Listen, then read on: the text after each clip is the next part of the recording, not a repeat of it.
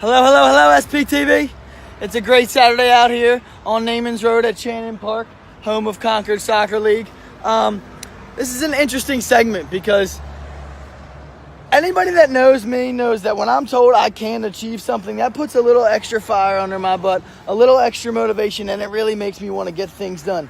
It seems like Bob Weiner kind of has the same mentality because he was told he wouldn't be able to save this beautiful, preserved park, what it is now, from being an office complex years ago, and he's going to tell us all about that.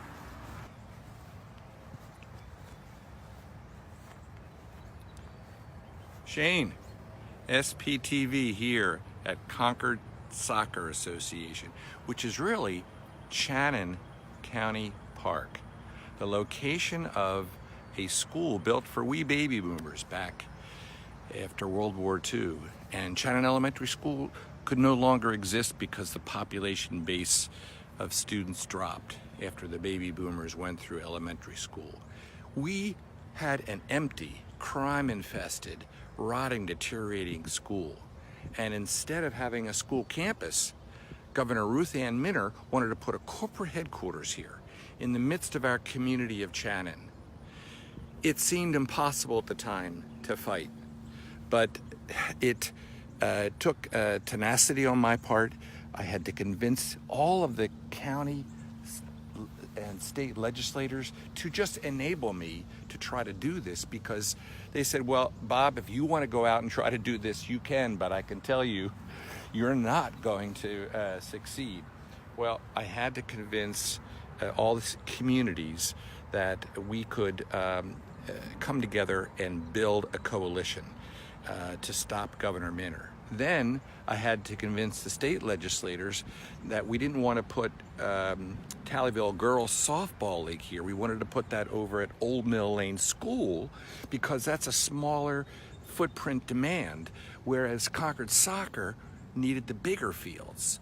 And at the same time, I was coordinating with the Tally Day Park and the master plan of the county to take out all the woods there and make all the soccer fields and Little League fields there. So it was a combined effort to save the woods around the existing fields at Tally Day, combine it with saving these two school sites, Old Mill Lane and Channin, and making them respectively into Tallyville Girls Softball League at Old Mill Lane School, another rotting, crime-infested school, and to here make it into Concord Soccer Association.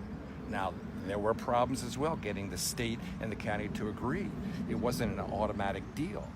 What we did was we convinced my fellow council members that there would not be a financial commitment on the part of the county to maintain this. Instead, Concord Soccer Association and Tallyville Girls Softball League pays for our county park, because most of the time this is just a park, but we get to use it and it provides a bucolic respite in the heart of suburban Brandywine 100 here off of Naaman's Road and again off of Shipley Road. So now we're going to take a look further at the stormwater detention facility that's here, where there was problems to solve, and we used innovative, creative, and really aesthetically pleasing stormwater detention. This was cutting edge at the time, and it helps to keep these fields dry. Take a look as well at the trees behind the houses. The community worked as a committee that I had set up. They decided if there were going to be gates or not gates, where there would be access points to protect the privacy of the community during the games and during the season. Yet you'll find as we talk to people here that there are opportunities for just pickup games or picnics here. And again, none of this would have happened if I hadn't been so tenacious to make a sports field out of a project that the governor and the state legislature had already declared was going to be a corporate headquarters here in the heart of Brandywine 100. Hi, I'm Bob Weiner, your county councilman. Hi, I'm Leslie Politaris. How are you? Good, Leslie. I see you were walking the fields. I am. It's actually a Channin County Park, which is long-term leased to Concord Soccer Association with an agreement that it is our county citizen park during the non-season, and of course we can use it during the season as well. Do you find it to be a great park to use? I do. We usually walk up by Target, and just recently we live right across the street in Brandywood. And I said to my husband, you know, it's all paved over there. Why don't we try over there? It's not crowded. We can walk right across the street, and that's what we do. We walk our 2 miles every day, get it done. It's a beautiful field. It's so well utilized. Yes, it's wonderful. You know, this was originally Channin Elementary School, you may remember. Right. You're an older kid. No. And, No. And in addition, Governor Minner wanted to make it into a corporate headquarters for Access Corporation. No, we have too much corporation. Well, it was so hard for me. It's so complicated.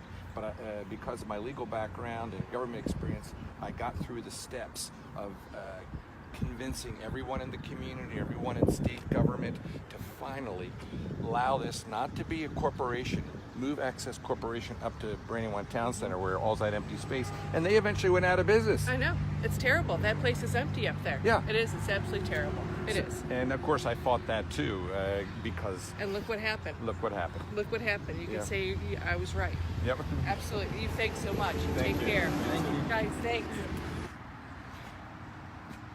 Shane, this is the storage facility for Concord Soccer Association. For graffiti vandals, it's a pallet. I have been on guard, vigilant and passionate about eradicating graffiti throughout Brandywine 100.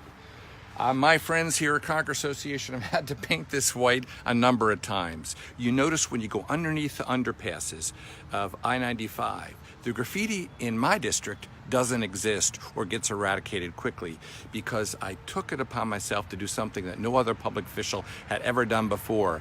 I started a Citizens Anti-Graffiti Brigade.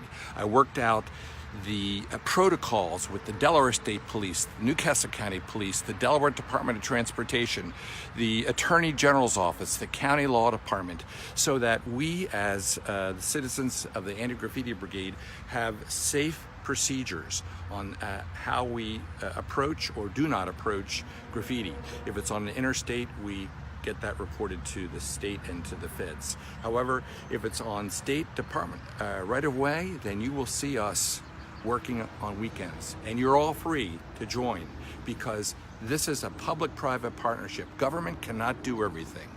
That's why we need citizen engagement and involvement and pride in our community. I hope to see you there.